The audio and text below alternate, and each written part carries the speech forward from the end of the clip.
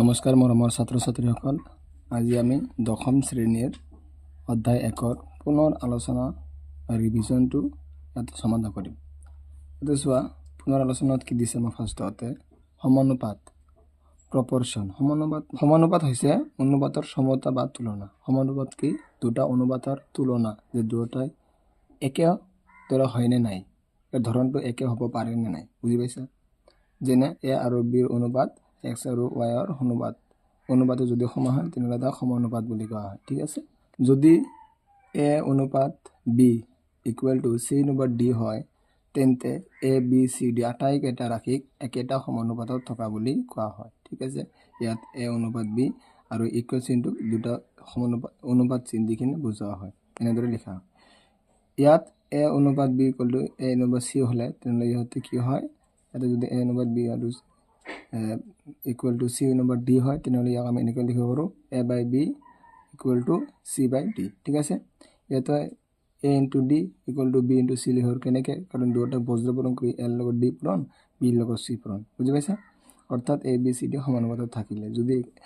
A B C চাৰিওটা সংখ্যাই সমানুপাতত থাকে তেনেহ'লে আমি এনেকৈ লিখিব পাৰোঁ। ঠিক আছে, যাক প্ৰান্ত দুটাৰ পূৰণফল আৰু মধ্য দুটাৰ পূৰণফল বুলি লিখিব পৰা যায়। প্ৰান্ত দুটা মানে ছাপ'জ এইটো চোৱা, এ বি চি ডি দিছে, ইয়াতে প্ৰান্ত মানে কি, ইয়াতে এ আৰু ইফালে প্ৰান্ত ডি, তেনেহ'লে এ আৰু ডিৰ পূৰণফল সমান সমান মধ্য দুটা মানে কি বি আৰু চিৰ পূৰণফল লিখিব পাৰোঁ। ঠিক আছে, এতিয়া অনুশীলনী R1টো চোৱা, তলৰ কোনটো অনুপাত একোটা সমানুপাত হ'ব? তলত অনুপাতবিলাক কোনটো এটা সমানুপাত হ'ব এইটো আমাক দেখুৱাব লাগে। ইয়াত এইবিলাক হৈছে MCQ টাইপ কুৱেশ্যন, এইবিলাক তোমালোকৰ এক্সামৰ কাৰণে বহুতেই ইম্পৰ্টেণ্ট হয়, তো ভালকৈ চোৱা। এক নম্বৰটো কি দিছে চোৱা, এক নম্বৰ দিছে 12:21 আৰু 32:56, হয়নে নাই? তেনেহ'লে 12:21 আমি কি লিখিব পাৰোঁ, 12টো ক'ত যায়, ওপৰত যাব, 12টো ক'ত যাব, ওপৰত যাব, আৰু 21টো ক'ত আহে, তলত আহে। ইয়াক আমি 3ৰে হৰণ কৰিব পৰা নাই, 3 4 গুণ 12, 3 7 গুণ 21, তেনেহ'লে আমি এইটো কি পাই গ'লোঁ, 21 ভগ্নাংশটো 4/7। ঠিক আছে, এতিয়া নেক্সটটো চোৱা, কি আছে 32/56, ইয়াক কটাকটি কৰিলে কিমান পাম আমি, চোৱা 2ৰে কটাকটি কৰা, 2 1 গুণ 2, 2 6 গুণ 12, অ'কে, তেনেহ'লে 16 হ'ল। এতিয়া 2ৰে যাব নাই, 2 2 গুণ 4, 2 8 গুণ 16। এতিয়া চোৱা 4ৰে যাব নাই, 4 4 গুণ 8, 4 4 গুণ 16, 4 7 গুণ 28, তেনেহ'লে আমাৰ কিমান হৈ যাব, 4/7। চোৱা, এইটো ভগ্নাংশ যি পাইছোঁ আমি, এইটো ভগ্নাংশ চেম পাইছোঁ, তাৰমানে কি আটাইকেইটা চেম, এতেকে কি লিখিব পাৰা, এতেকে এইটো আৰু 32/56 সমানুপাতত আছে, সমানুপাতত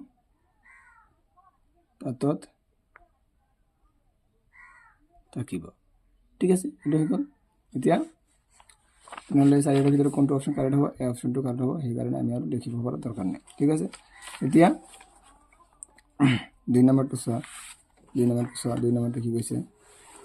2 নম্বৰটো হৈছে তলৰ কোনবোৰ সংখ্যা ক্ৰমে সমানুপাতত থাকিব। তলত যে যিবিলাক সংখ্যা দিছে এইবিলাক কোনটো ক্ৰমানুপাতত সমানুপাতত থাকিব। ঠিক আছে, এইটো আমাক লিখিব দিছে। এতিয়া এ নম্বৰ দিছে 2 6 6 8। এতিয়া আমি কেনেকৈ পাইছিলোঁ চোৱা, নিয়মটো কেনেকৈ আছিল, যে ফৰ্মুলাটো কি আছিল আমাৰ, ইয়াতে লিখিব পৰা যে প্ৰান্ত দুটাৰ পূৰণফল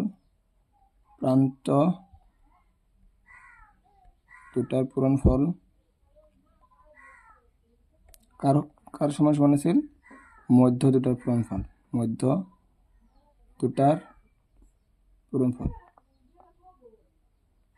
হয়নে নাই? প্ৰান্ত দুটাৰ পূৰণফল সমান সমান মধ্য দুটাৰ পূৰণফল আছিল। তেনেহ'লে আমি কি কৰিম, এইটো চোৱা, এটা আকৌ চোৱা, প্ৰান্ত দুটাৰ পূৰণফল মধ্য দুটাৰ পূৰণফলৰ সমান হয়নে নাই? প্ৰান্ত দুটা কি আছে, 2ৰ লগত 8, 2ৰ লগত 8 পূৰণ কৰিলে কিমান হ'ব, 2ৰ লগত 8 পূৰণ কৰিলে হয় 16টো এই দুটা পূৰণফল ইকুৱেল হ'ব নে নাই? চোৱা, প্ৰান্ত মানে কি লাষ্টৰ দুটা, ইয়াৰ ফাৰ্ষ্টৰ ইয়াৰ লাষ্টৰ, তেনেহ'লে ফাৰ্ষ্ট আৰু লাষ্ট ঠিক আছে আৰু মিডিল মানে এই মিডিলৰ দুটা তেনেহ'লে এই দুটা পূৰণ কৰিলে আমি 16 পালোঁ এই দুটা পূৰণ কৰিলে কিমান হয় 6 6 গুণ 36 এই দুটা ইকুৱেল হৈছে জানো হোৱা নাই সেইকাৰণে এইটো সমানুপাতত নাই এতিয়া বি নাম্বাৰটো চোৱা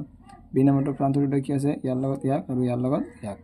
এই দুটা প্ৰান্ত এই দুটা মিডিলত প্ৰান্ত দুটা কৰিব 10 ৰ লগত 7 পূৰণ কৰিলে কিমান হয় 600 ইকুৱেল টু 20 ৰ লগত 30 পূৰণ কৰিলে কিমান হয় 2 3 গুণ 6 ডাবল শূন্য তেনে কিমান হ'ব 600 এইটো সমান সমান হল না নাই তেনে এইটো সমানুপাত থাকিব তেনে আমি বি নম্বৰটো কাৰেক্ট আনসাৰ হৈ যাব ঠিক আছে এটা 3 নম্বৰটো চোৱা খালি ঠাই পুৰবা বৃত্তৰ খালি a equal to r pi square a মানে এরিয়া ঠিক আছে যদি a বাড়ে তেন্তে r কি হ'ব যদি a r কমে তেন্তে a কি হ'ব এটা আমাক লিখিব দিছে তেনে এইটো কৰাৰ আগত তোমালোকে এটা বস্তু বুজিবা ইয়াতে কি কৈছে চোৱা দেখা গ'ল যে চেনিৰ পৰিমাণ বঢ়াৰ লগে লগে মূল্যও সেই অনুপাতে বাঢ়ি গৈছে চোৱা ইয়াতে যেতিয়া চেনিৰ পৰিমাণ বাঢ়ি গৈছে মূল্যও বাঢ়ি গৈছে চেনিৰ পৰিমাণ 1 কেজি আছিল তেতিয়া 44 টকা দাম আছিল তাৰ পিছত 2 কেজি হ'ল 88 মানে যেতিয়া চেনিৰ পৰিমাণ বাঢ়ি গৈছে তেতিয়াই আমাৰ মূল্যৰ পৰিমাণটোও বাঢ়ি গৈছে তো যেতিয়া মূল এটা লগত আৰু এটা বাঢ়ি যাব তেতিয়া তাক কি বুলি কোৱা হয় জানা তেতিয়া তাক প্ৰত্যক্ষ বিচৰণ বুলি কোৱা হয় চোৱা যেতিয়া দুটা সংখ্যাৰ ভিতৰত দুটা এটা বাড়িলে আৰু এটা বাড়ে x বাড়িলে y ও বাড়ে তেতিয়া আমি কম যে x y ত সমানুপাতিক নাইবা x y এর সাপেক্ষে প্রত্যক্ষভাবে বিচরণ করে যেতিয়া এটা বাড়িলে আৰু এটা বাড়ে তেতিয়া তাক কি বিচৰণ বুলি কোৱা হয় প্ৰত্যক্ষভাবে বিচৰণ কৰে বুলি কোৱা হয় ঠিক আছে ইয়াকে বুজা হয় যে এনেদৰে x এচিটো মানে হৈছে ডাইৰেক্টলি প্ৰপোৰ্শনাল মানে x বাড়িলে y ও বাড়িব ঠিক আছে এটো চিনৰ মান আৰু যেতিয়া আমি এটা উঠাই দিম যেতিয়া আমি প্রপোর্শনাল চিনটো উঠাই দিও সমানুপাতিক চিনটো উঠাই দিও তেতিয়া এটা সংখ্যা লাগি যায় সাপোজ x প্রপোর্শনাল y আছে যেতিয়া আমি প্রপোর্শনাল y চিনটো উঠাই দিম তেতিয়া এটা ধ্ৰুবক পদ আহি যায় x ইকুৱেল টু যেতিয়া আমি ইয়াতে ইকুৱেল টু দিম তেতিয়া এটা ইয়াতে এটা ধ্ৰুবক চিন আহি যাব এতিয়া কি আছে এটা ধ্ৰুবক যাৰ মান আমি কি কৰিব নোৱাৰো হলনি কৰিব নোৱাৰো ঠিক আছে এনেকৈ কৰে আৰু এটা বাঢ়িলে আৰু এটা সংখ্যা বাঢ়িলে যদি তাৰ লগে লগে আৰু এটা সংখ্যা বাঢ়ে তেতিয়া তাক কি কেনেকৈ বিচৰণ বুলি কোৱা হয় প্ৰত্যক্ষভাৱে বিচৰণ কৰে বুলি কোৱা হয় ঠিক আছে তাৰ পিছত আনহাতে যদি x আৰু y এনেদৰে বিচৰণ কৰে যাতে x বাঢ়িলে y কমে নাইবা x কমিলে y বাঢ়ে যদি আৰু এটা আছে যদি x যদি বাঢ়ে দুটা সংখ্যাৰ ভিতৰত এটা যদি বাঢ়ে আৰু এটা যদি কমে অথবা আৰু এটা যদি বাঢ়ে আৰু এটা যদি কমে তেন্তে তাৰ ক্ষেত্ৰত কি হয় ব্যস্তানুপাতিক হয় নাইবা বিপৰীতভাৱে বিচৰণ কৰে কিন্তু বিপৰীত কৰে মানে এটা বাঢ়িলে আৰু এটা কমে আৰু এটা বাঢ়িলে আৰু এটা কমে ঠিক আছে এনেকা হয় যদি এটা বাঢ়িলে আৰু এটা বাঢ়ে তাক প্ৰত্যক্ষভাৱে বিচৰণ কৰা বুলি কোৱা হয় আৰু যদি এটা বাঢ়াৰ লগে লগে আৰু এটা কমে তেনেহ'লে তাক কি বুলি কোৱা হ'ব বিপৰীতভাৱে বিচৰণ কৰা বুলি কোৱা হ'ব ঠিক আছে এতিয়া চোৱা এতিয়া আমি আমাৰ অনুশীলনীটো কৰোঁ 3 নম্বৰটো চোৱা খালি ঠাই পূৰ কৰোৱা বৃত্ত কালি a ইকুৱেল টু পাই r স্কয়ার যদি a বাঢ়ে তেন্তে r কি হ'ব যদি a বাঢ়ে চোৱা এই দুটা কি এই দুটাৰ মাজত চিন কি আছে এই দুটাৰ মাজত চোৱা এইটো 1/9 না যেতিয়া বিপৰীতভাৱে হ'ব তেতিয়া x inversely proportional to suppose 1/y যদি এটা বাড়ে এটু কমিব এনেকা চিন দিব লাগিব ঠিক আছে যেহেতু এটা ডাইরেক্ট আছে তার মানে কি এটু প্রত্যক্ষভাবে বিতরণ করে হয় না নাই তাহলে যদি a বাড়ে তেন্তে আর কি হবে যদি a বাড়ে তেন্তে আরো বাড়িব হয় না নাই বাড়িব ওকে যদি আর কমে তেন্তে a কমিব বা কমে ঠিক আছে তোমালোকে ইয়াতে বাড়ে বুলিও দিব পাৰা বাড়ে ঠিক আছে হৈ গ'ল এতিয়া 4 নম্বৰটো চোৱা এখন গাড়ীৰ ভ্ৰমণৰ সময় t মানে টাইম আৰু দূৰত্ব d মানে ডিসটেন্স সম্বন্ধৰ তলৰ তালিকাত দিয়া ধৰণৰ এনেকা ধৰণৰ এটা তালিকা দিছে আমাক চোৱা t টাইমটো 1 2 3 4 5 এনেকৈ বাঢ়ি গৈছে আৰু সময়টো 4 8 12 16 20 এনেকৈ বাঢ়ি গৈছে ঠিক আছে এতিয়া এটা সম্বন্ধ দিছোৱা যেতিয়া টাইমটো সময়টো বাঢ়িছে তেতিয়া লগে লগে ডিসটেন্সও বাঢ়িছে তেতিয়া কেনেকৈ বিচৰণ কৰা বুলি কোৱা হ'ব প্ৰত্যক্ষভাৱে বিচৰণ হয় না নাই যদি এটাৰ লগত আৰু এটা বাঢ়ে দুটাই যদি একেৰাহে বাঢ়ি যায় তেতিয়া তাক প্ৰত্যক্ষভাৱে বিচৰণ বুলি কোৱা হয় আৰু যদি এটা বাঢ়িলে আৰু এটা কমে বা ইটো কমিলে আৰু এটা বাঢ়ে তেনেহ'লে তাক বিপৰীতভাৱে বিচৰণ কৰা বুলি কোৱা হয় ঠিক আছে তেনেহ'লে চোৱা ইয়াতে টি বাঢ়াৰ লগে লগে ডিও বাঢ়িছে হয় না নাই সেইকাৰণে দুটাই প্ৰত্যক্ষভাৱে বিচৰণ কৰে ঠিক আছে তেনেহ'লে চোৱা ইয়াতে টি যেতিয়া 1 হৈছে ডি কিমান হৈছে 4 টি যেতিয়া 2 হৈছে ডি কিমান হৈছে 8 হয় না নাই এতিয়া চোৱা 1/4 টো যেনেকা আছে ইয়াৰ লগত এইটো সমানুপাতত আছে নাই চোৱা ইয়াতে কি আছে 2/8 2/8 ইয়াক কাটাকাটি কৰিলে হয় 2 গুণ 2 2 4 গুণ 8 হৈ গ'ল তাৰপিছত 3 বাই কি আছে 12 এইটো চোৱা 3 গুণ 3 3 4 গুণ 12 তেনে সকলোৰে এটাই আছে অনুপাত আছে কি আছে 1/4 হয় না নাই কি আছে 1/4 এটা চোৱা আমাক কি কৈছে খালি দাও 1 নম্বৰটো টি আৰু ডি এ কিভাৱে বিচৰণ কৰে আগতে পঢ়িলো কিভাৱে বিচৰণ কৰে যেহেতু টি ও বাঢ়িছে টিৰ লগে লগে ডি ও বাঢ়িছে সেই কাৰণে ইয়াতে প্ৰত্যক্ষভাৱে বিচৰণ কৰে প্ৰত্যক্ষভাৱে বিচৰণ কৰে ঠিক আছে তাৰ পিছত 2 নম্বৰটো চোৱা বি নম্বৰ টি = 6 হলে ডি কিমান হ'ব যেতিয়া টি 6 হয় টি যেতিয়া এটা চোৱা যেতিয়া সময় 6 হৈছে টি 6 হৈছে তেতিয়া ডি দূৰত্ব কিমান হ'ব এটা চোৱা ইয়াতে কিমান হৈছে যেতিয়া টি 1 হৈছে ডি কিমান হৈছে 4 যেতিয়া টি 2 হৈছে ডি কিমান হৈছে 8 তাৰ মানে কিমানকে বাঢ়ি গৈছে 4 কে বাঢ়ি গৈছে হয় না নাই ইয়াতে 2 ইয়াতে 1 কে বাঢ়ি গৈছে ইয়াতে 4 কে বাঢ়ি গৈছে চোৱা 4 পিছত 8 8 পিছত 12 4 কে বাঢ়ছে নাই 16 4 4 তাই 20 ৰ লগত যদি 4 যোগ কৰি কিমান হ'ব 24 বাস তেনে কিমান হৈ যাব 24 বুজি পাইছা বাস বাঢ়ি গৈছে কিমান গৈছে 4 4 4 সবটো সেম হৈ গৈছে বুজি পাইছা তাৰ পিছত যদি ডি যদি 28 হয় তেনেহলে টি কিমান হ'ব ডি ইয়াতে কিমান দিছে চোৱা ডি আমাক কিমান দিছে 28 তেনেহলে জি 28 তেনেহলে আমাৰ ই টি কিমান হ'ব সো ইয়াতে টি ৰিলেশন কেছি 1 1 কে বাঢ়ি গৈছে নাই তেনেহলে ইয়াত 6 আছে তেনেহলে ইয়াতে কিমান হ'ব 7 বুজি পাইছা আগত 7 টো দিয়াৰ পিছত আগত চাবা যে তলত যেটো আছে ইয়াৰ লগত হৰণ কৰি ভাগশেষ কৰি অনুপাতটো আমাৰ 1/4 হয় না নাই চাবা 7 বাই কি আছে 28 আমি লিখলো 7 গুণ 7 7 4 গুণ 28 তেনে 1/4 আছে নাই তার মানে এটা আমার হাসা তেনে ইয়াতে কি হবে টি 7 ঠিক আছে এতিয়া তার পিছত ডি নম্বৰটো চোৱা ডি = 36 হলে টি কিমান হ'ব আকৌ এটা চোৱা যদি 36 হয় তেনে আমাৰ কি হ'ব এটো এনেকৈ ধৰি লোৱা ডি যদি 36 হয় তার মানে টি বাই ডি ফর্মুলাটা কি আছিল টি বাই ডি কি আছিল অনুপাতটো 1/4 হয় না নাই এটা চোৱা আমাক কিমান দিছে আমাক ইয়াতে দিছে ডি কিমান দিছে 36 টি লাগে আমাক তো ডি কিমান দিছে 36 তেনে টি যেনেকৈ আছে তেনেকৈ ৰাখি দিও ডি জাগা 36 = 1/4 ঠিক আছে ইয়াৰ পৰা বজ্ৰবৰণ কৰা ইয়াৰ লগত ইয়াক তেনে কি টি লগত 4 পূৰণ কৰিলে 40 হ'ব = 1 লগত 36 পূৰণ কৰিলে 36 হয় এতিয়া টিৰ ভ্যালু লাগে এটো পূৰণ হৈছে ইফালে গলে কি হ'ব হৰণ তেনে কিমান হ'ব 36/4 ঠিক আছে 4 এটা পূৰণ কৰা 4 9 গুণ 36 ঠিক আছে তেনে আমাৰ ইয়াতে কি হৈ যাব টিৰ ভ্যালু 9 বুজি পাইছা ওকে এতিয়া 4 নম্বৰটো চোৱা 4 নম্বৰটো কি দিছে যদি p ডাইৰেক্টলি প্ৰপোৰ্শনাল টু q আৰু p যদি 6 হয় p যেতিয়া 6 হয় তেতিয়া q ৰ ভ্যালু কিমান হয় 30 হয় এতিয়া p যদি 2 কৰি লয় তেতিয়া q ৰ মান কিমান হ'ব এটো ওলাব লাগে চোৱা আমি অলপ আগতে পঢ়িলো p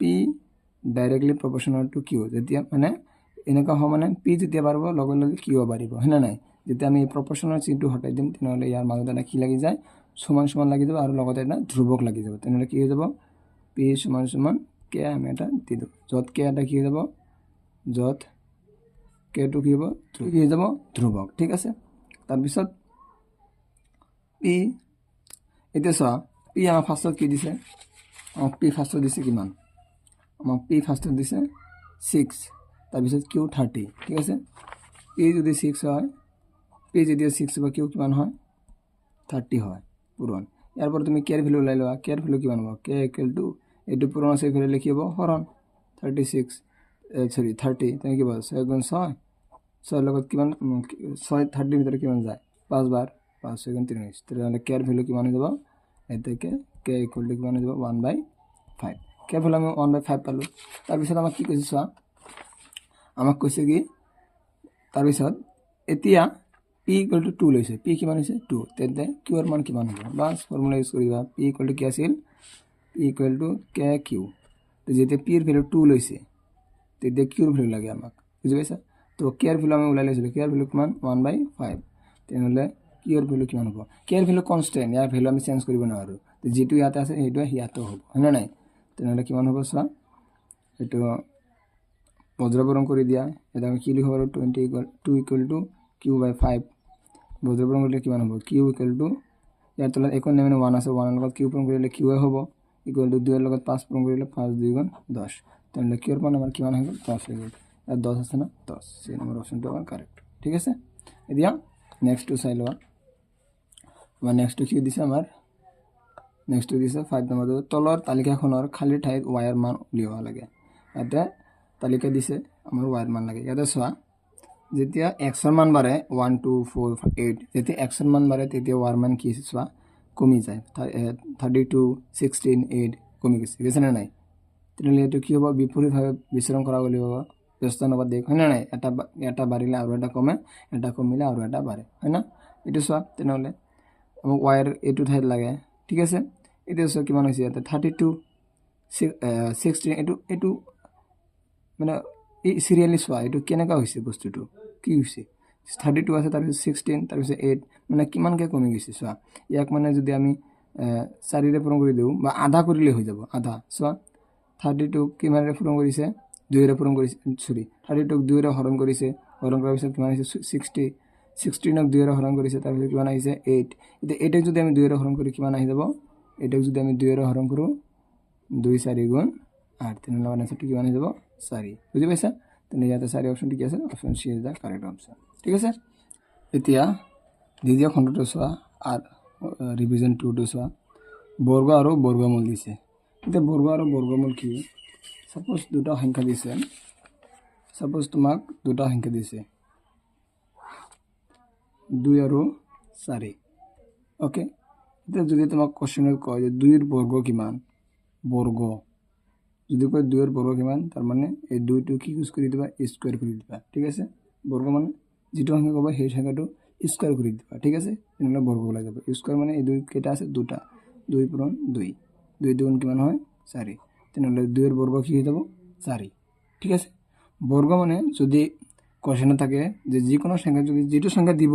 হেতু সংখ্যা কি কৰি দিবা স্কয়াৰ কৰি দিবা যদি কয় যে 2 এৰ বৰ্গ কিমান তেনে 2 টো কি কৰি দিবা স্কয়াৰ কৰি দিবা 2 এৰ বৰ্গ ওলাই যাব ঠিক আছে এতিয়া 4 বৰ্গটো চোৱা যদি কয় 4 বৰ্গ কিমান তেনে কি কৰিবা বৰ্গ মানে সংখ্যাটো স্কয়াৰ কৰি দিয়া তেনে 4 টো কি কৰি দিবা স্কয়াৰ কৰি দিবা 4 স্কয়াৰ কৰিলে কিমান হ'ব 4 পূরণ 4 4 4 গুণ কিমান হ'ব 16 তেনেহলে 4 এর বর্গ কি হয় 16 ঠিক আছে তাৰ পিছত বর্গমূল এটা যদি কয় যে 4 এর বর্গমূল কিমান তার মানে 4 এর বর্গমূল কিমান কোনটো সংখ্যা পূরণ কৰি কোনটো সংখ্যা স্কয়াৰ কৰি 4 হৈছে কোনটো সংখ্যা স্কয়াৰ কৰি 2 স্কয়াৰ কৰি হয় না নাই 2 পূৰণ 2 কৰিলে কিমান হ'ব 4 বুঝি পাইছা এটা যদি 4 এৰ বৰ্গমূল কিমান তাৰ মানে কোনটো সংখ্যা স্কয়াৰ কৰি 4 হৈছে হেতু সংখ্যা হ'ব 4 এৰ বৰ্গমূল মানে কোনটো সংখ্যা স্কয়াৰ কৰি 4 হৈছে 2 এই কাৰণে 2 হ'ব 4 এৰ বৰ্গমূল ঠিক আছে তাৰপৰ 16 এৰ বৰ্গমূল চোৱা 16 এৰ বৰ্গমূল কিমান হ'ব কোনটো সংখ্যা স্কয়াৰ কৰি 16 হৈছে 4 স্কয়াৰ কৰি সেই কাৰণে 4 টো কি দিব 16 এৰ বৰ্গমূল ঠিক আছে এটা বৰ্গমূল কৰাৰ কাৰণে দুটা বস্তু তোমালোকে জানিব লাগিব চোৱা এক নম্বৰ হৈছে সকলো বৰ্গ সংখ্যাৰ একক স্থানত কি কি থাকিব লাগিব এটো বহুত ইম্পৰ্টেন্ট ভালকে চাই লবা সকলো বৰ্গ সংখ্যাৰ একক স্থানত কি থাকিব লাগিব 0 1 4 5 6 9 এই 6টা সংখ্যা যদি কোনো এই 6টা অঙ্ক যদি কোনো এটা সংখ্যাৰ একক স্থানত থাকে তেনেহলে এটো এটা বৰ্গ সংখ্যা হ'ব পাৰে ওকে ঠিক আছে হ'ব তাৰ পিছত 2 নম্বৰটো চোৱা বৰ্গ সংখ্যাৰ শেষত যুগ্ম সংখ্যক শূন্যহে থাকিব পাৰে আমি ইয়াতে কি কৈছো শূন্যটো থাকিব পাৰে বাট শূন্যটো কেনেকা যদি কোনো এটা বৰ্গ সংখ্যা হয় তাৰ শেষত যুগ্ম সংখ্যক শূন্যহে থাকিব পাৰে বেজৰ সংখ্যা থাকিলে নহব যুগ্ম মানে জোড়া সাপোজ যদি শূন্য থাকে দুইটা থাকিব পাৰিব চাৰিটা থাকিব পাৰিব এইবিলাক জোড়া না তো জোড়া সংখ্যকহে শূন্য থাকিব পাৰিব কোনো এটা বৰ্গ সংখ্যা শেষত ঠিক আছে আৰু যদি বেজৰ হয় তিনটা হয় নহব এটা হলে নহব ঠিক আছে যেনে 10টা এটা বর্গ সংখ্যা নহয় কাৰণ ইয়াৰ কোনো বৰ্গমূল নাই হ্যাঁ নাই ঠিক আছে তুমি চোৱা কোনো এটা সংখ্যা স্কয়াৰ কৰিলে 10 হ'ব নেকি নহয় বুজি পাইছা তাৰ পিছত হাজাৰটো কোনো একটা সংখ্যা কৰিলে হ'ব নেকি নহয় কিন্তু 100টো চোৱা 100টো জোড়া সংখ্যা শূন্য আছে না নাই 10 স্কয়াৰ কৰিলে আমাৰ কিমান হয় 100 হয় বুজি পাইছা সেই কাৰণে 100 বর্গমূল 10 ঠিক আছে ওকে এই দুটা বস্তু জানি লব লাগিব এতিয়া R1 টো চোৱা R1 এৰ ফাৰ্স্ট কোশ্চেনটো কি দিছে R1 এৰ ফাৰ্স্ট কোশ্চেন কি দিছে তলৰ সংখ্যা কেইটাৰ বৰ্গ সংখ্যাৰ এককৰ স্থান কি হ'ব তলত যিবিলাক সংখ্যা দিছে এই সংখ্যাবিলাক বর্গ কৰিলে একক স্থানত কি সংখ্যা পোৱা যাব হেতু কৈছে বাস বৰ্গ মানে কি আছিল সংখ্যাটো যেটো সংখ্যা ক'ব হেতু সংখ্যাৰ কি কৰি দিয়া স্কয়াৰ কৰি দিয়া তেনে চোৱা এক নম্বৰটো চোৱা এক নম্বৰটো যদি আমি স্কয়াৰ কৰি দিও তাৰ মানে কি হ'ব 272 স্কয়াৰ কৰি দিম স্কয়াৰ কৰি দিম মানে কেইবাৰ পূৰণ দুইবাৰ পূৰণ 272 দুইবাৰ পূৰণ এতিয়া চোৱা তোমালোকে যদি পূৰণ কৰা এনচাৰটো পাই যাবা বাট পূৰণ কৰিলে বহুত লেন্দি হৈ যায় সেইকাৰণে 1 নম্বৰৰ কোৱেশ্চন ইমান সময় দিব নালাগে এক্সামত বেছি সময় নাপাবা 1 নম্বৰৰ কাৰণে এইবিলাক MCQ হয় এক্সামৰ কাৰণে ইম্পৰ্টেণ্ট হয় বুজি পাইছা কিন্তু তোমালোকে এইটো কৰাৰ কাৰণে একদম শৰ্ট মেথড লগাবা একদম ইজিলি কৰি দিবা ইমান সময় নলবা গোটেইখিনি পূৰণ কৰিলে বহুত সময় লাগিব তোমালোকে জাস্ট কি কৰিবা ইয়াৰ লাষ্টৰ অংকটো ইয়াৰ লাষ্টৰ অংকটো মানে একক স্থানৰ অংক দুটা কি কৰি দিবা অকল পূৰণ কৰি দিবা হৈ যাব বাস কাৰণ পূৰণ তোমালোকে পাইছা না নাই সাপোজ 2 আৰু 16 আৰু 16 পূৰণ কৰিব লাগে কি কৰিছা 6 6 গুণ কিমান হয় 36 36 কিমান হয় 6 হয় না নাই তো এইটো কি চেঞ্জ হয় নেকি তাৰ পিছত ইয়াতে কি লাগি যায় পূৰণ যেতিয়া আমি নেক্সট 1 2 কৰিম তেতিয়া ইয়াতে কি লাগি যাব পূৰণ তাৰ মানে এইটো ফিক্স সংখ্যা এইটো তলত আহিব ইয়াৰ তলত একো নবয় হয় না নাই তেনেহ'লে এইটোৱে থাকি যাব তেনেহ'লে ইয়াৰটো চোৱা যেতিয়া আমি এই দুটা পূৰণ কৰিম সাপোজ চোৱা 272 272 এই দুটা যেতিয়া পূৰণ কৰিবা 2 2 গুণ কিমান হ'ব 4 তাৰ মানে কি এইটো ফিক্স তাৰ পিছত যেতিয়া কৰিম ইয়াৰ তলত কি লাগি যাব পূৰণ তাৰ মানে ফাৰ্ষ্টটো কি থাকে ফিক্স থাকে বুজি পাইছা তেনেহ'লে এইটো সংখ্যা বৰ্গ কৰিলে এককৰ স্থানত কি থাকিব লিখি দিবা কি থাকিব 4 এতেকে এই দুটা পূৰণ 2 2 গুণ 4 এইটো কৰিলে হ'ব এতেকে 1 নম্বৰটো লিখি এতেকে 272 বৰ্গ কৰিলে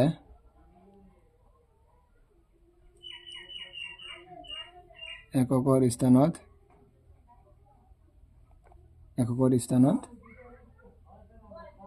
4 হ'ব হয় না বুজি পাইছা তাৰপিছত 2 নম্বৰটো চোৱা 2 নম্বৰটো কি আছে 79 আকৌ 79 এইটো বৰ্গ কৰা মানে কি স্কয়াৰ কৰি দিয়া সেইটো সংখ্যা তেনেহ'লে কি কৰিবা সলিউশন বৰ্গ কৰি দিবা 79 বৰ্গ কৰিলে কিমান হ'ব ডাবল পূৰণ 79 পূৰণ 79 আকৌ পূৰণ কৰি দিবা 79 পূৰণ 79 অকল এইবিলাক কৰা দৰকাৰ নাই অকল লাষ্টৰ দুটা কৰি দিবা 9 9 গুণ কিমান হয় 81 81 এৰ কিমান বহে 8 হাতটো কি 8 টো কিমান থাকে হাতৰ তো এটো গল অকল কি থাকি গল এককৰ স্থানত 1 তেনে কিমান হ'ব 1 এটাকে 79 বৰ্গ কৰিলে এককৰ স্থানত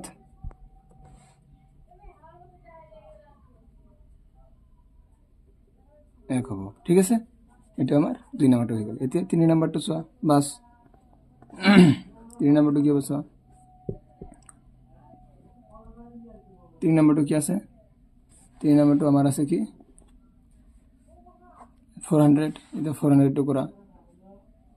400 সলিউশন ইয়ার বর্গ মানে স্কয়ার করে দিবা 4 স্কয়ার 4 পূরণ 4 লাস্ট সোয়া এইটো এটা বর্গ সংখ্যা হয় এইটো এটা বর্গ সংখ্যা কারণ লাস্টত বেজৰ সংখ্যা শূন্য আছে হয় না নাই তাৰ মানে কিমান হ'ব এটো তুমি লাস্টটো পূৰণ কৰি দিবা কিমান হ'ব 4 পূৰণ 4 অকল লাস্ট দুটা পূৰণ কৰিলে হল কিমান আছে 0 0 গুণ 0 লাস্ট দুটা পূৰণ তেনেহলে কি হৈ যাব ইয়াৰ একক স্থানত 0 থাকিব এটাকে 4 বৰ্গ কৰিলে এককৰ স্থানত 0 হ'ব বুজি পাইছা এতিয়া 3 নম্বৰটো চোৱা 3 নম্বৰটো কি দিছে আমাক 2637 এক বৰ্গ কৰিব লাগে সলিউশন এক বৰ্গ কৰিলে কিমান হ'ব 2637 এটা পূৰণ কৰিব নালাগে যদি বৰ্গ সংখ্যা উলিয়াব দিয়ে তেনেহলে তোমালোকে পূৰণ কৰি দিবা স্কয়াৰ কৰিবা ঠিক আছে আৰু যদি কৈছে ইয়াতে অকল কি কৈছে যে এককৰ স্থানত কি হ'ব এটো দিব কৈছে না এই কাৰণে তোমালোকে কৰিব নালাগে বহুত সময় ল'ব ঠিক আছে তোমালোকে ডাইৰেক্ট লিখি দিবা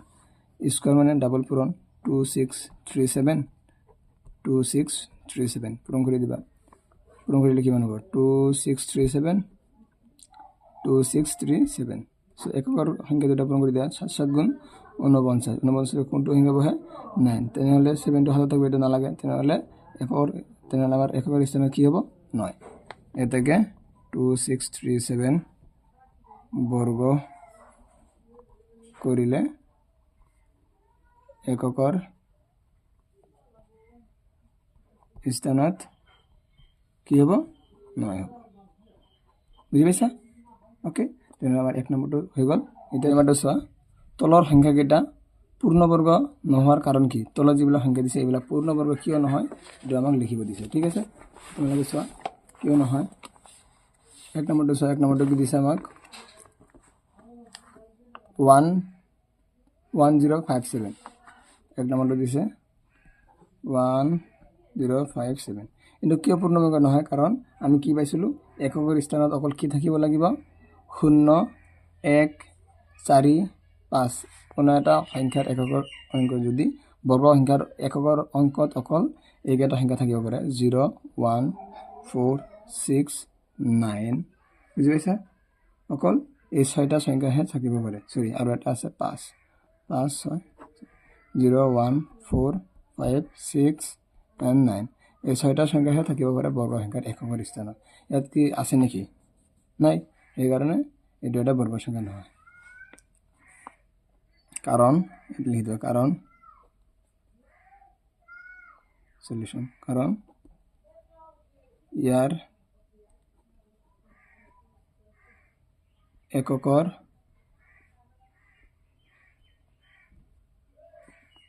স্থানত 7 আছে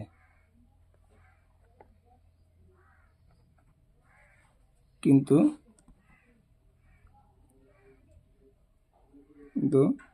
এটা বৰ্গ সংখ্যাৰ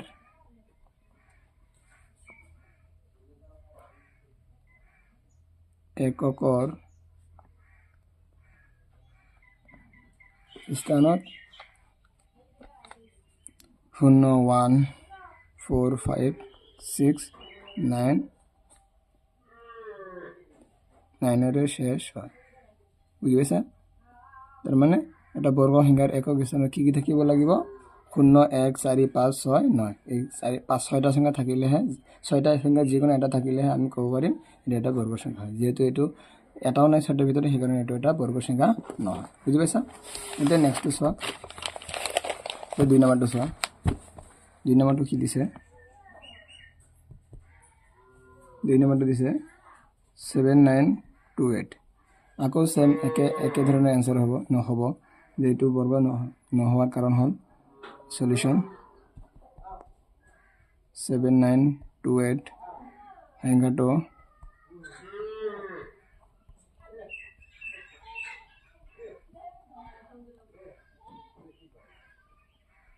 নহোৱাৰ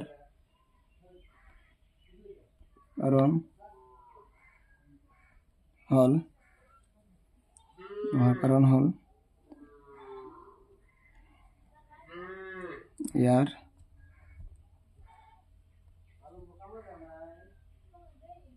এককৰ স্থানত 8 আছে কিন্তু তাৰপিছত এটো লিখি দিবা কিন্তু এটা বৰ্গ সংখ্যাৰ এককৰ স্থানত এতৰে শেষ হয় ঠিক আছে স্থান একৰে শেষ ঠিক আছে এনেকৈ লিখি দিবা কিন্তু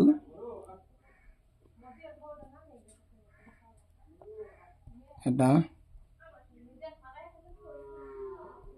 বৰ্গ সংখ্যাৰ এককৰ স্থান 0 1 4 5 6,9 ৰে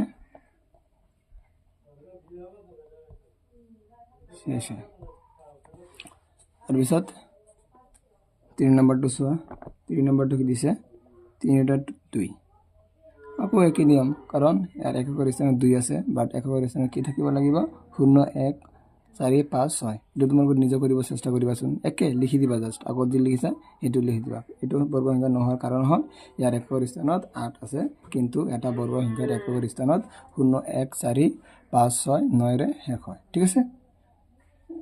লিখি দিও তোমালোকে লিখিবা এটো বৰ্গ নহোৱাৰ কাৰণ হল ইয়াৰ এককৰ স্থানত এককৰ স্থানত কি আছে 2 আছে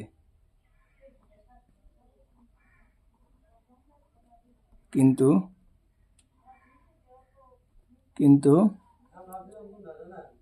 এটা বৰ্গ সংখ্যাৰ এককৰ স্থান 0 1 4 5 6 9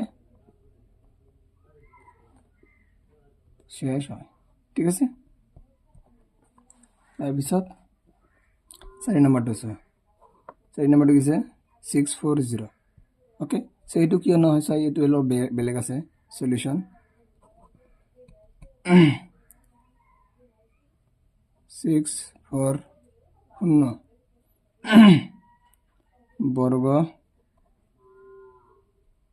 নহয় বর্গ সংখ্যা নহয় কারণ ইয়ার এককৰ স্থানত অযুগ্ম সংখ্যক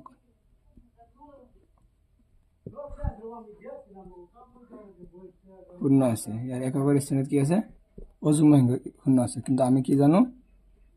কিন্তু বর্গ সংখ্যার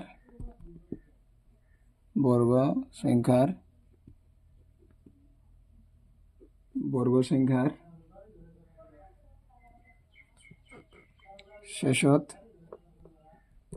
কি সংখ্যক শূন্য থাকিব পাৰে যুগ্ম সংখ্যক শূন্য থাকিব পাৰে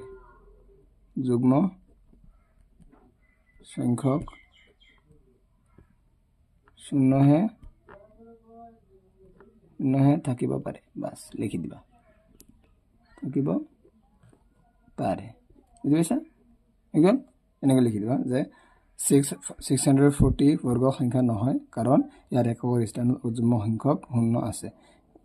কিন্তু বৰ্গ সংখ্যাৰ শেষত যুগ্ম সংখ্যক শূন্যহে থাকিব পাৰে বুজি পাইছা ইয়াতে চোৱা এটা শূন্য আছে নাই এটা অযুগ্ম সংখ্যক শূন্য সেইকাৰণে যদি দুটা থাকিলে হয় তেনেহ'লে বৰ্গ সংখ্যা হলে হয় বুজি পাইছা সেইকাৰণে যেহেতু এটা শূন্য আছে সেইকাৰণে অযুগ্ম সংখ্যক শূন্য যেটো আমাৰ এটা বৰ্গ সংখ্যা নহয় এটা 3 নম্বৰটো চোৱা তলৰ সংখ্যাকেইটা বৰ্গ কিমান হ'ব তলৰ যিবিলাক সংখ্যা দিছে এইবিলাকৰ বৰ্গ কিমান হ'ব এইটো আমাক উলিয়াব লাগে বৰ্গ মানে কি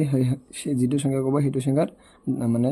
স্কয়াৰ কৰি দিবা মানে সেইটো সংখ্যাকে দুবাৰ পূৰণ কৰি দিয়া তো 1 নম্বৰটো চোৱা 1 নম্বৰটো কি কৈছে 19 ৰ বৰ্গ মানে 19 টো স্কয়াৰ কৰি দিব লাগে স্কয়াৰ মানে 19 কে দুবাৰ পূৰণ কৰি দিব লাগে ঠিক আছে এতিয়া 19 টো পূৰণ কৰি দিয়া পূৰণ কৰিলে কিমান হ'ব 9 9 81 81 1 হাতৰ 8 ঠিক আছে আকৌ 9 গুণ 9 9 8 17 17 7 হাতৰ 1 সরি এটা হাতের নাম থাকে ডাইরেক্ট লিখি দিবা 17 তারপিছত এটা তলত পূরণ 1 9 গুণ 9 1 1 গুণ 1 ঠিক আছে যোগ করে দিয়া 1 17 আর সরি 7 আর 9 কিমান হয় 16 16 6 হাতৰ 1 1 আৰ 1 2 হাতৰ 3 তাহলে 19 আৰ 19 এৰ বৰ্গ কিমান হৈ যাব 361 ঠিক আছে এতিয়া 2 নম্বৰটো চোৱা 2 নম্বৰটো কিমান দিছে 2 নম্বৰটো দিছে 37 এৰ বৰ্গ লাগে 37 এৰ বৰ্গ কিমান হ'ব চোৱা 2 নম্বৰ 3 এৰ 2 নম্বৰ এটো 37 এৰ বৰ্গ মানে 37 স্কয়াৰ কৰি দিয়া 37 স্কয়াৰ কৰি দিবা 37 স্কয়াৰ কৰিলে কিমান হ'ব 37 স্কয়াৰ মানে ডাবল পূৰণ 37 টোকে আকৌ পূৰণ কৰি দিবা পূৰণ কৰিলে কিমান হ'ব চোৱা সাইডত কৰি থাকা পূৰণটো 37 পূৰণ 37 7 7 গুণ 49 9 হাতৰ 4 7 3 গুণ 21 21 4 25 ঠিক আছে পূরণ 3 7 গুণ 21 21 1 হাতৰ 2 3 3 গুণ 9 2 11 কিমান হ'ব তেনেহ'লে 9631 কি হ'ব 1369 এটো आंसर তেনেহ'লে ইয়াৰ आंसर কিমান হ'ব 1369 ঠিক আছে ইয়াতে এনেকৈ লিখি দিওঁ এতেকে 37 ৰ বৰ্গ হল কিমান হ'ব 1369 ক্লিয়াৰ এটো আমাৰ 2 নম্বৰটো হল এটা 3 নম্বৰটো কি দিছে 3 ৰ 3 নম্বৰটো 53 এটা 53 কৰিব লাগে 53 টো কৰি দিবা 3 নাম্বার 3 53 সলিউশন 53 টু 53 বর্গ মানে স্কোয়ার করে দিবা বাস এটা স্কোয়ার মানে কি ডাবল পূরণ করে দিবা একে সব একদম ইজি অকল ডাবল পূরণ করে দিলে হল যে চাবা পূরণ সাইডে পূরণ করিবা 53 3 3 গুণ 9 3 5 গুণ 15 ঠিক আছে পূরণ 5 3 গুণ 15 5 হাতর 1 5 5 গুণ 25 1 26 ঠিক আছে 9 0 8 2 এর आंसर কি হবে 2809 এ থেকে লিখি দিবা 53 এর বর্গ সমান সমান 2809 ওকে সো এটা আমার 3 নাম্বারটা হয়ে গেল এটা 4 নাম্বারটা সোয়া 4 নাম্বারটা কি হবে 4 নাম্বারটা সোয়া 3 এর 4 নাম্বারটা কি দিছে 78 এটি আমার 78 করিব লাগে 78 টু সোয়া 78 টু কিমান হ'ব 78 স্কয়ার 78 ডাবল পূরণ করে দিবা সাইডত পূরণ করিবা কিমান হ'ব চাবা 78 পূরণ 78 8 8 গুণ 64 4 হাতৰ 6 8 7 গুণ 56 আৰু 6 কিমান হ'ব 62 মানে নাই 62 ঠিক আছে এতিয়া 8 7 গুণ আকৌ 56 56 और 6 হাতৰ 5 8 8 গুণ 49 আৰু 5 54 ঠিক আছে 4806 মানে কি হ'ব आंसर 6084 হবে ইয়ার आंसर এতে লিখি দিবা এটাকে 78 এর বর্গ ইকুয়াল টু 6084 এটা হবে आंसर ঠিক আছে এতিয়া আমি 4 নাম্বারটো চাম 4 নাম্বারটো কি হৈছে মৌলিক উৎপাদক বিশ্লেষণ পদ্ধতিৰে তলৰ বৰ্গমূল নিৰ্ণয় কৰা তলত দিবিলাক সংখ্যা দিছে এইবিলাকৰ আগত মৌলিক উৎপাদক বিশ্লেষণ কৰিব লাগিব তাৰ পিছত আমি এইবিলাকৰ কি ওলাব লাগে বৰ্গমূল মানে কি দুটো সংখ্যা ডাবল পূৰণ কৰি এটো সংখ্যা হৈছে ঠিক আছে ওকে এটা আমি 4 নম্বৰটো সমাধান কৰো 4 নম্বৰৰ একটো কি দিছে 4 এৰ 1 দিছে 1764 ঠিক আছে সাইডত কৰিবা 1764 দু বর্গমূল মৌলিক উৎপাদক বিশ্লেষণ করিবা সাপোজ ইয়াত একক সংখ্যা ধরা সরি ইয়াতে দেখা এটো মৌলিক উৎপাদক বিশ্লেষণ কৰিব লাগে সোয়া ইয়াৰ এককৰ ঘৰত কি আছে 4 আছে তাৰ মানে 2 এৰ হৰণ যাব তো 2 এৰ হৰণ কৰিবা 2 এৰ যদি উৎপাদক বিশ্লেষণ কৰো যিবিলাক মৌলিক সংখ্যা আছে এইবিলাকেৰ আমি উৎপাদক বিশ্লেষণ কৰিব লাগে যেহেতু আমাক কি কৈছে মৌলিক উৎপাদক কৈছে না এবাৰে মৌলিক সংখ্যা দিয়ে উৎপাদক বিশ্লেষণ কৰিবা যেহেতু একক ঘৰত 4 আছে তাৰ মানে 2 এৰ হৰণ যাব 2 এর দিয়া 2 17 কিমান বার যায় একের ভিতরে না যায় দুইটা লবা কিমান বার যাব 2 8 গুণ 16 তাহলে 17 বার 16 গেলে 1 থাকে আকৌ 21 16 2 8 গুণ 16 ঠিক আছে এই দুটো গল এটা কিমান থাকিল 4 থাকিল 2 2 গুণ 4 2 2 গুণ 4 ঠিক আছে এটা আকৌ সোয়া ইয়াত একক ঘৰত জোড়া সংখ্যা আছে তাৰ মানে আকৌ 2 এৰ হৰণ যাব 2 4 গুণ 8 2 4 গুণ 8 2 গুণ 2 এটা সোয়া এটা একক ঘৰত বেজৰ সংখ্যা আহি গৈছে এটা আৰু 2 এৰ হৰণ না যায় এটা বেলেগৰ চাবা 3 এৰ জানে না সেৱা 4 আৰ 4 যোগ কৰিলে কিমান হয় 8 8 আৰু 1 যোগ কৰিলে 9 যেহেতু এই তিনিটা সংখ্যাৰ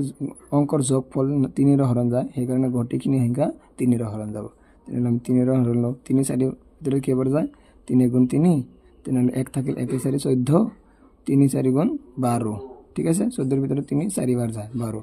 আকৌ ইয়াত 14 এর পৰা 12 গেলে 2 থাকে 2 আৰু 1 21 3 7 গুণ 21 ঠিক আছে তেনে 7 বার যায় ক্লিয়ার এতিয়া ইয়াতে যোগ কৰিবা আকৌ 1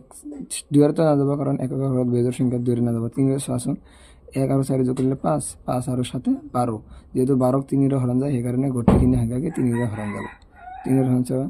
3 4 গুণ 12 14 এৰ ভিতৰত 3 4 বাৰ যায় 12 কিমান থাকিল হাতৰ 2 2 7 27 3 9 গুণ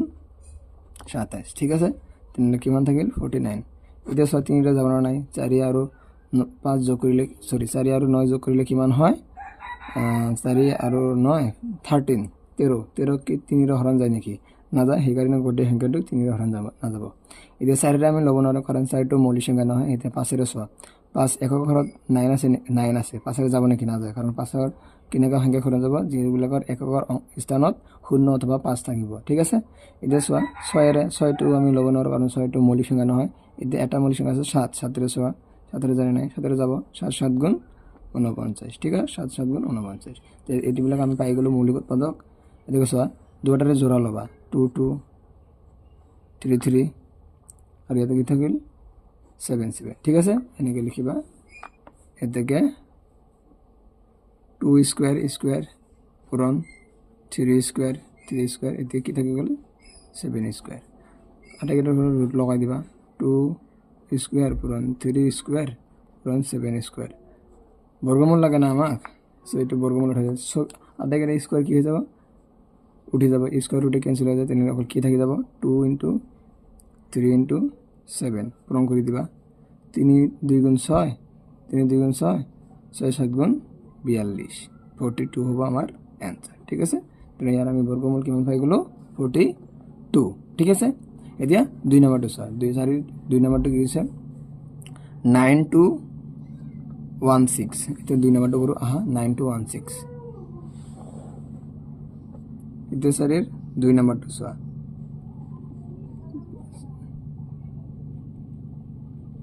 এটা স্যারের 2 নাম্বারটো স্যার স্যারের 2 নাম্বার কি আছে 9216 এটা আমি এটো করি 2 নাম্বারটো করো আহা 9216 এক আকৌ তোমালোকে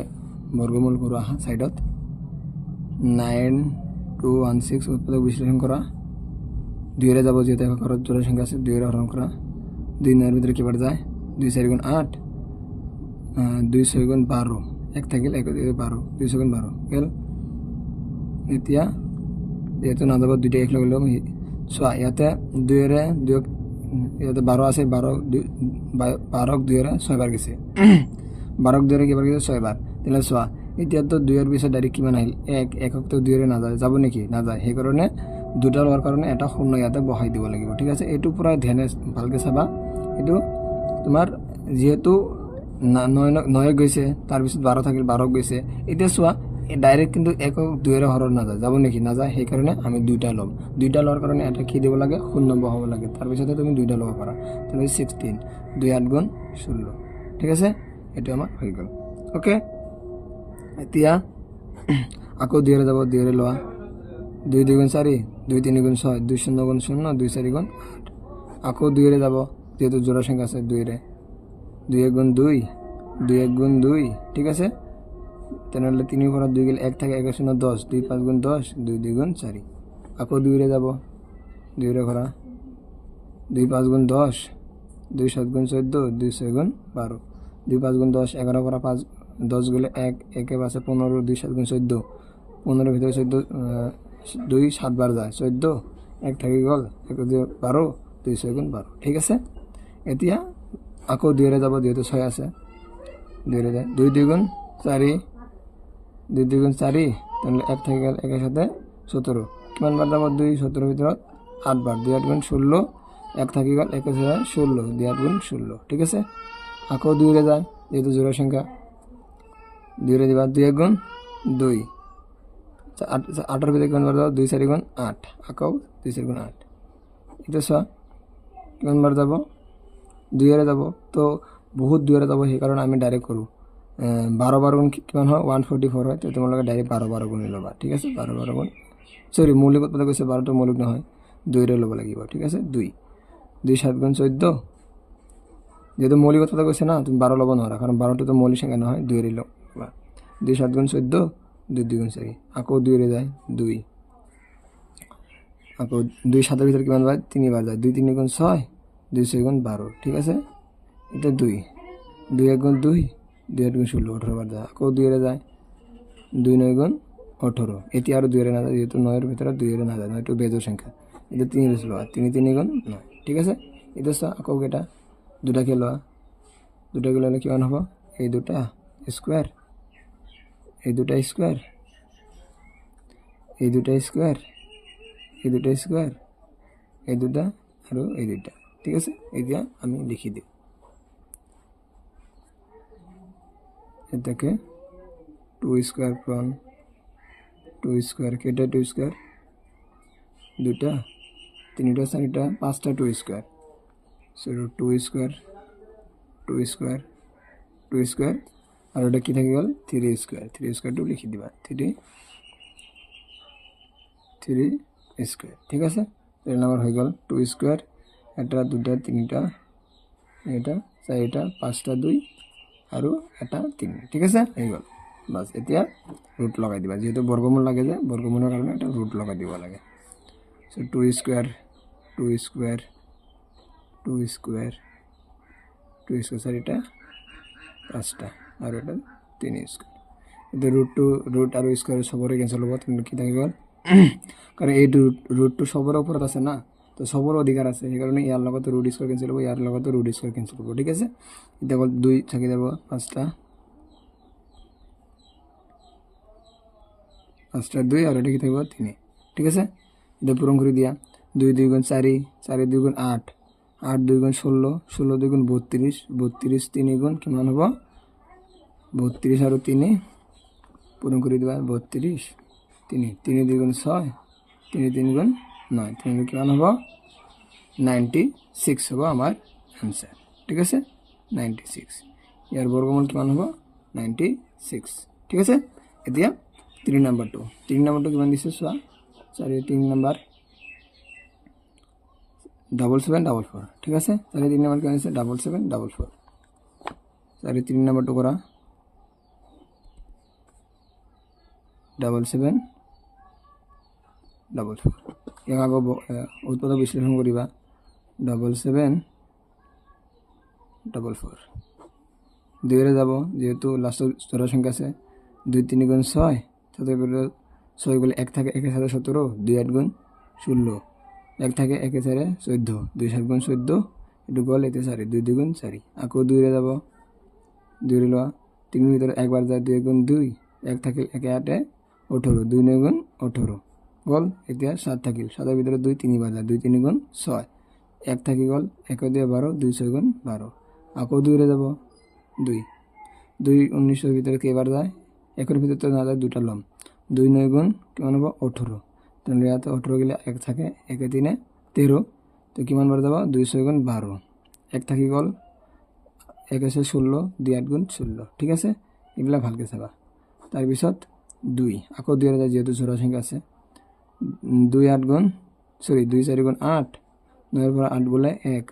8 1 আছে 16 2 8 গুণ 16 2 4 গুণ 8 ঠিক আছে। আকো 2 রে যায় 2 রে লবা 2 2 2 গুণ 4 4 ভিতরে 2 2 বারে যায় 2 4 গুণ 8 2 আকো যাব 2 2 গুণ 4 ঠিক আছে। আকো 2 রে যাব 2 গুণ 2 2 2 গুণ 4 2 গুণ 2 এটা সব এটা একটা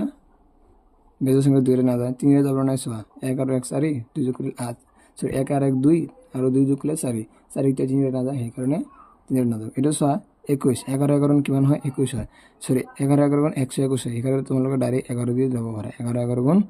121 কারণ 11 টু মৌলিক সংখ্যা হয় না নাই এই কারণে আমি 11 দিয়ে লব পারো ঠিক আছে 11 11 121 তাহলে কিমান জোড়া হবে 11টা হয়ে গেল 2 এটা হয়ে গেল এই 2 ডাবল লবা এই 2 তাহলে কি এটা 2 হল 3টা 2 এটা 11 3টা 2 এর থেকে 2 স্কয়ার 2 স্কয়ার 2 স্কয়ার 11 স্কয়ার ঠিক আছে পূরণ করে দিবা আবার রুট লাগাই দিবা কিমান হবে 2 স্কয়ার 2 স্কয়ার 2 স্কয়ার 11 স্কয়ার কিমান হবে তাহলে রুট 10 স্কয়ার ক্যান্সেল হবে 2 পূরণ 2 পূরণ 2 পূরণ 11 2 2 4 4 2 8 8 এর লগত 11 পূরণ করলে কিমান হবে 88 তাহলে আমার কিমান হবে 88 হবে আমার आंसर ঠিক আছে। নাম্বার 2 901 ইয়ার উত্তর বিশ্লেষণ করি আমি উত্তর বিশ্লেষণ করলে কিমান হবে এটো 3 এর যাব না 17 18 3 এর যাব 3 3 গুণ 9 3 2 গুণ 6 3 2 থাকিল 2 0 20 3 6 গুণ 18 ইয়াতে 21 3 7 গুণ 21 ঠিক আছে। এতিয়া আকৌ 3 রে যাব কারণ যোগ কৰিলে 18 হৈ যায় 11 আর 7 18 তো 3 গুণ 3 0 এটা বহাই দিব লাগিব যদি 0 নিদো নিলে সোয়া 3 তো 2 এর হর না যায় সেই কারণে দুটা লওয়ার কারণে আমি এটা 0 দিব লাগিব তার পিছতে আমি দুটা লব পারিম ঠিক আছে 26 কিমান বার যাব 3 8 গুণ 24 3 9 গুণ 27 ঠিক আছে। তে আকৌ 3 রে যাব না 18 3 রে যাব 3 3 গুণ 9 3 6 গুণ 18 3 3 গুণ 9 ঠিক আছে। এটা আকৌ 3 রে যাব 3 গুণ 3 3 2 গুণ 6 3 গুণ 3 এটা সোয়া 121 তার মানে ইয়াত 11 দি যায় 11 গুণ 121 ঠিক আছে তুমি ইয়াত এনেকৈ লিখিব পাৰা এটাকে 9801 ইকুয়াল টু ইয়াতে 3 দুটা 3 স্কয়াৰ আৰু 11 স্কয়ার তুমি লিখিব 3 square into 3 square into 11 square root লগাই দিয়া যেটা বর্গমূল লাগে 3 স্কয়ার 11 স্কয়ার ঠিক আছে স্কয়ার রুটে কি হবে ক্যান্সেল তুমি কি থাকিব 3 পূরণ 3 ইনটু 11 পূরণ করলে কেমন হবে 3 3 গুণ 9 পূরণ কি আছে 11 11 9 গুণ 99 এটা হবে আমার অ্যানসার এটাকে 9801 এর বর্গ মূল ইকুয়াল টু 99 ঠিক আছে এটাই আমার অ্যানসার পাঁচর এক নম্বরটা চোৱা পাঁচৰটো কি কৈছে চোৱা পাঁচৰ তলৰ প্ৰতিটোৰ সংখ্যাৰ বাবে আটাইতকৈ সৰু কি সংখ্যাৰে পূৰণ কৰিলে সংখ্যাটো এটা পূৰ্ণবৰ্গ হ'ব তলত যিবিলাক সংখ্যা দিছে এইটো আটাইতকৈ কি সংখ্যা পূৰণ কি সৰু সংখ্যা পূৰণ কৰিলে এই গোটেইখিনি সংখ্যাটো এটা পূৰ্ণবৰ্গ হ'ব ঠিক আছে তো এইটো আমি আগত উৎপাদক বিশ্লেষণ কৰিম কৰাৰ পিছত যিটো সংখ্যা কম পাম এইটো সংখ্যা আমি পূৰণ কৰি দিলে এইটো পূৰ্ণবৰ্গ হৈ যাব তো উৎপাদক বিশ্লেষণ কৰা এইটো চোৱা 1525 দিছে ঠিক আছে এতিয়া ইয়াৰ আমি উৎপাদক বিশ্লেষণ কৰিম 1525 এইটো 3 ৰে না যায় কাৰণ যোগফলটো 3 ৰে না যায় তুমি কৰি চাবা এতিয়া 5 ৰে যায় 5 ৰে কবা 5 15 ভিতৰত কিবা যায় 3 5 3 গুণ 15 এতিয়া চোৱা 2 তো 3 ৰে হৰণ না যায় তো দুটা ল'ব লাগে সেই কাৰণে এটা কি দিব লাগে আমাক এটা 0 ঠিক আছে ওকে এতিয়া 5 5 গুণ 25 আকৌ 5 ৰে যাব যেতে এক ঘৰত 5 আছে 5 ৰে ল'বা 5 5 6 গুণ কিমান হ'ব 30 30 ভিতৰত 5 6 বাৰ যায় 5 গুণ 5 ঠিক আছে এতিয়া এটা চোৱা 61 টো এটা মৌলিক সংখ্যা ইয়াক আৰু হৰণ কৰিব আমি নহৰু বেলেগ সংখ্যা দি তেনেহ'লে আমাৰ 8 বাকি থাকি যাব মানে কি হ'ব এটাকে 1525 ইকুয়াল টু কি হ'ব 5 পূৰণ 5 পূৰণ কিমান থাকিব 61 এতিয়া চোৱা 5 পূৰণ 5 ৰ বৰ্গ হৈছে মানে নাই 5 স্কয়াৰ বাট 61 ৰ বৰ্গ হৈছে নেকি হোৱা নাই এই কাৰণে হেতু সংখ্যা আটাইতকৈ সৰু 61 ৰ পূৰণ কৰিলে আমি এটো পূৰ্ণ বৰ্গ পাই যাম বুজি পাইছা কাৰণ চোৱা এই দুটাৰে কি হৈছে বৰ্গ হয় না নাই এই দুটাৰে স্কয়াৰ আছে বাট ইয়াৰ তো আৰু এটা নাই নে স্কয়াৰ আছে নেকি নাই এটো বেজৰ এই বেজৰ থকাৰ কাৰণে ইয়াৰ লগত আৰু এটা যদি ইয়াকে পূৰণ কৰি তেনেহ'লে জোৰা হৈ যাব স্কয়াৰ হৈ যাব হয় না নাই যদি আমি আৰু এটা পূৰণ কৰি দিও 61 তেনেহ'লে আমি এই গোটেইখিনি সংখ্যা এটা পূৰ্ণ বৰ্গ পাই যাম ঠিক আছে তুমি তোমালোকে লিখিবা এটাকে 1525 ক 61 এৰে পূৰণ কৰিলে এটা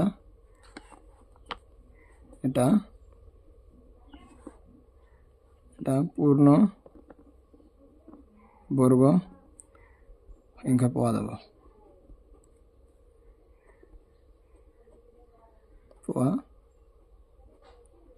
ঠিক আছে এতিয়া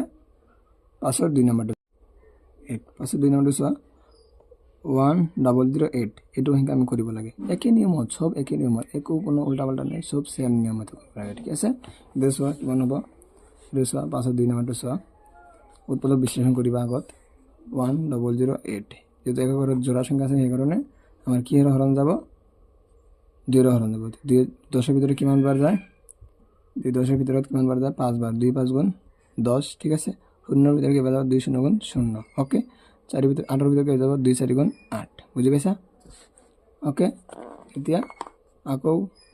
2 ৰে যাব এক ঘৰত জোড়া সংখ্যা 2 ৰ হৰণ লা 2 5 ৰ ভিতৰত কি বাৰ 2 বাৰ 2 2 গুণ 4 ঠিক আছে এতিয়া ইয়াতে 0 5 ৰ ভিতৰত 4 গৈছে 1 আছে 1 0 10 10 2 10 ৰ ভিতৰত কি বাৰ 5 বাৰ 2 5 গুণ 10 ঠিক আছে 2 2 গুণ 4 আকৌ যাব 2 ৰে যেটো জোড়া সংখ্যা 2 ৰে লোৱা 2 1 গুণ 2 4 ৰ ভিতৰত 5 ৰ ভিতৰত কি বাৰ যাব 2 বাৰ 2 2 গুণ 4 2 6 গুণ 12 আকৌ 2 ৰে যাব 2 12 ৰ ভিতৰত কি বাৰ যায় 6 বাৰ 2 6 গুণ 12 এৰ ভিতৰে কি বাৰ যাব 3 বাৰ 2 3 গুণ 6 বুজি পাইছা ঠিক আছে এতিয়া চোৱা 3 ৰে যাব হৰণ 1 3 2 গুণ 6 3 1 গুণ 3 আকৌ যাব 3 7 গুণ 21 বুজি পাইছা এতিয়া চোৱা সবৰে জোড়া আছে 2 ৰ জোড়া আছে বুজি পাইছা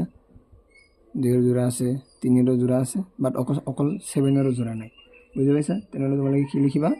এটাকে 1008 কি লিখিব পাৰো আমি 2 ৰ স্কয়াৰ লিখিব পাৰো দুটা স্কয়াৰ আছে 2 ৰ 2 স্কয়াৰ 3 স্কয়াৰ অকল কি থাকি গল বাকি 7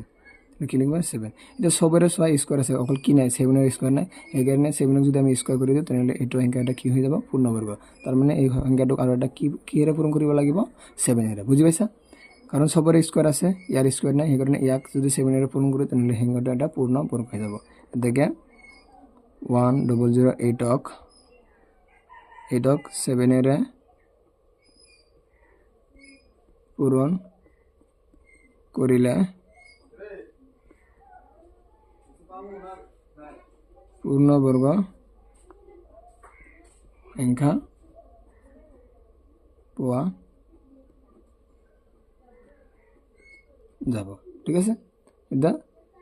3 নম্বৰটো চোৱা। 3 নম্বৰ কিছে 2028। ঠিক আছে, এইটো এতিয়া আকৌ সেম নিয়মতে 2028 মৌলিক পদ্ধতি বিশ্লেষণ কৰা। কিমান হ'ব? 2028ক 2 যাব, 2 × 2, 2 0 × 0, 2 × 2, 2 4 × 8। ঠিক আছে, আকৌ 2 যাব, 2 5 × 10, 10 ভিতরে 5, 2 কেবার যায় 5 বার যায়, 2 5 × 10, শূন্য এটা ল'ব লাগিব, 2 7 × 21। ঠিক আছে, সরি 2 7 × 14। ঠিক আছে, এতিয়া আকৌ 2 ৰে এতিয়া নাযায়, এতিয়া কিমান যাব চোৱা। এতিয়া 3 ৰে যাব, 3 3 5 ভিতৰে কেইবাৰ যায়? একবাৰ যায়, 3 × 3, 2 থাকি গ'ল, 2 0 20, 3 6 × 18, তেনেহ'লে আকৌ কি থাকি গ'ল? 2 2 7 27, 3 9 × 27, আকৌ 3 ৰে যাব, কাৰণ 3 ৰে নাযায় এতিয়া আৰু 3 ৰে নাযাব। ঠিক আছে, এতিয়া চোৱা, এতিয়া কিমান যাব চোৱা, 13 ৰে যাব, 13 13 13 গুণ কিমান হয়? 13 13 গুণ 169। ঠিক আছে, এতিয়া চোৱা, ইয়াৰো জোড়া আছে, ইয়াৰো জোড়া আছে, অকল 3 হে জোড়া নাই। এতিয়া কি লিখব পাৰা? 2028 ইকুয়াল টু 2 স্কোয়াৰ আকৌ 13 স্কোয়াৰ, और কি বাকি থাকে? 3। এটাকে 2028ক 3 ৰে পূৰণ কৰিলে পূৰ্ণ